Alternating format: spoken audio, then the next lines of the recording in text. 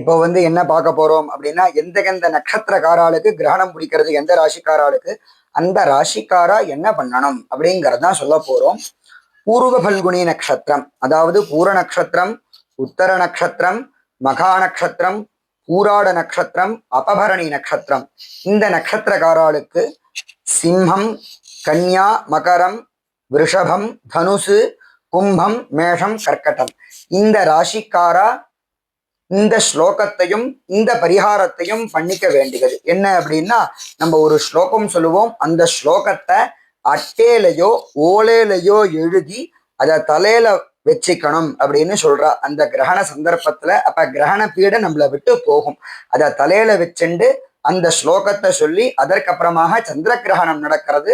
சந்திரனுக்கு நெல்லு பிரீத்தி, அந்த நெல்லையும் இந்த அட்டையோ அல்லது ஓலையோ சேர்த்து அன்னைக்கோ இல்ல அடுத்த நாளோ யாருக்காவது ஒருத்தருக்கு தட்சணையோட சேர்ந்து தானம் பண்ண வேண்டியது. இப்ப இந்த ஸ்லோகத்தை சொல்ல போறோம். எந்த ஸ்லோகத்தை எழுதணும் அப்படிங்கறத சொல்ல போறோம்.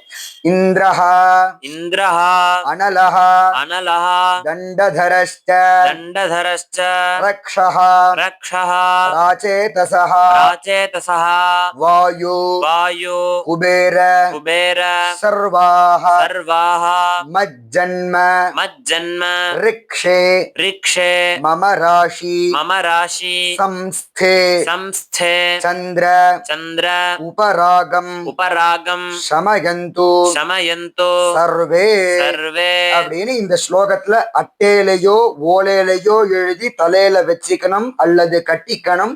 முடிஞ்சதுக்கு அப்புறமாக ஸ்நானம் பண்ணதுக்கு அப்புறமாக நெல்லோட சேர்ந்து தட்சணையோட சேர்ந்து யார்கிட்டையாவது ஒருத்தர்கிட்ட கொடுக்க வேண்டியது.